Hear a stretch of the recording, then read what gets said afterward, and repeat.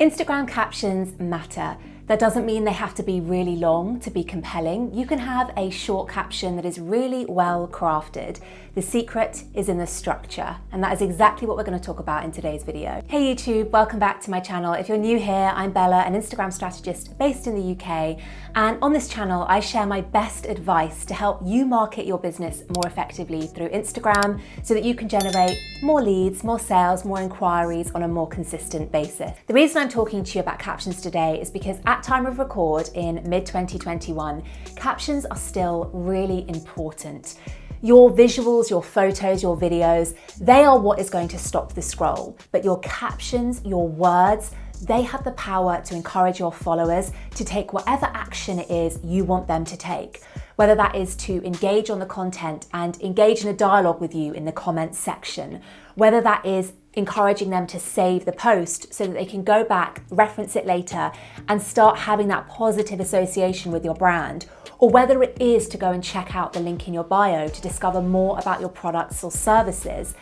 Your words have the power to encourage people to take whatever that action is that you want them to take. So how can we write brilliant captions? Let me share a formula with you, and then I will put it into action with some examples to inspire you and show you exactly how you can apply this formula to your own content. So this is what the formula looks like: hook, context, takeaway, and action. Now let's go through each of those one by one, starting with hook. This is the first line of your caption, and it should be around 100 characters or less to avoid it being cut off in the feed. You might have noticed that if you write an overly long first line or first paragraph with your caption, what happens is that when it is presented in the feed, that will get cut off because there's only so much space for that first line.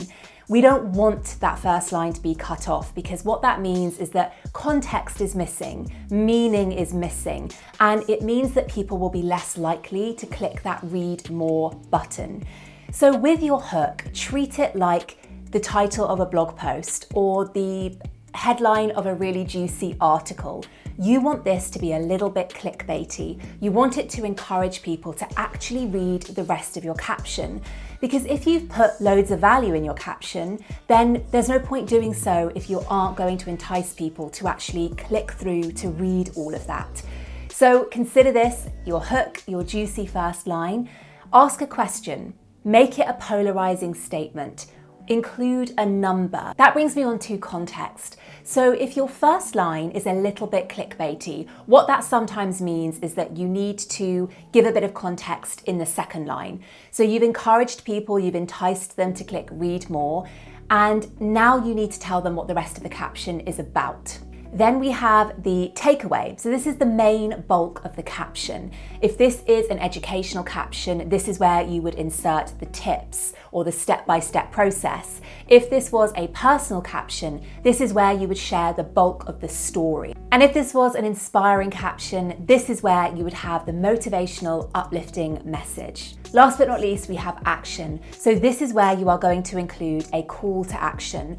A call to action essentially means you are giving people something to do. You are asking them to engage in some way with your content, whether that is save for later, link in bio, comment below, tag a friend, drop an emoji down below. You want to give people something to do. If you don't, people won't engage. I always say, if you want engagement, ask for it. One thing I will say about the action section of your captions is make sure that you are not always telling people to check out the link in your bio as your call to action. I've made a whole video about why this is one of the worst things that you can do on Instagram. Here is the thumbnail. Go and check that out after this one if you are so inclined.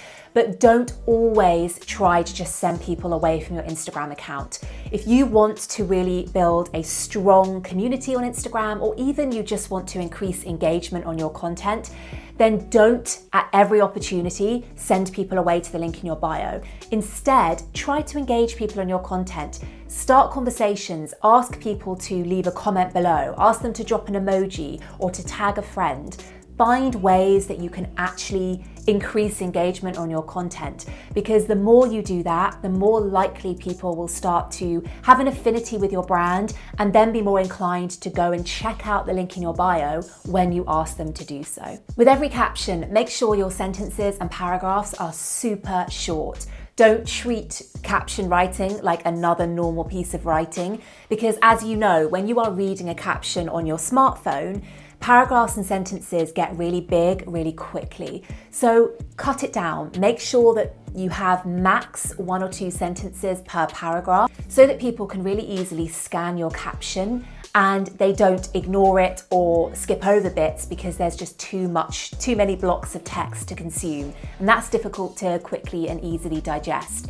So break up your caption and make sure that at the end of your caption, your call to action is on its own standalone line at the end so that it's really easy to read and it stands out to the viewer. Okay, so now I'm going to walk you through 3 pieces of content and I am going to use this formula to write the captions. I'm going to think of the captions now, I've made some notes, and I'm going to show you exactly how this formula applies. So the first post is a personal one. This is a photo of me, and I am going to share a bit of a story in the caption. So this is how I would apply the formula. The hook would be, my boss told me I could never be a leader. Notice how that first line is not only short and punchy, it's also emotive. It's going to chime with people who may relate or may just be wanting to know more about that story. They want to know what happened next. If my boss was brutal enough to tell me that I could never be a leader. Then we get to the context. Disclaimer,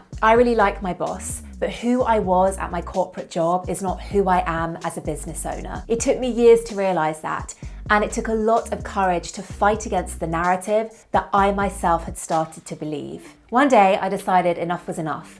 I had to know whether I was cut out to be a business owner, a leader, or not. And now we get to the takeaway. So I've started the caption with a really juicy hook. I gave the context as to what this caption is all about, why I am talking about this, how I got to this situation, what the backstory was, and now the takeaway of this post. Fast forward 18 months and here is what I learned. Your story is not in the hands of anyone else. Your gut is rarely wrong. Listen to it closely. Failure is far, far scarier than never trying. And then the call to action is comment below and tell me something false that you used to believe about yourself. So that was the first example with a personal post and a personal piece of content. Now let's move on to a carousel post, which is an educational piece of content. Now, a juicy stat for anybody that makes carousel posts or is thinking about incorporating carousels into their strategy. A study came out recently that found that carousel posts with captions that have 10 words or less, that increases the average engagement per post to 3.13%. And that is good when we're talking kind of industry standards. That's a really good engagement rate. Moral of the story, captions don't need to be long when shared with carousel posts. And this is most likely because carousel posts, particularly when they're text-based, they include a lot of juicy information within the graphic, within the post itself. And so you don't need so much writing, so much explanation in the caption to go along with it. So here is my example of a carousel post about Instagram story tips. Now, my caption isn't going to be as short as 10 words or less, but it is going to be shorter than I usually write my captions. So my hook is, don't forget to save this for later. You'll notice that in this hook, I have put the call to action first, and that's okay.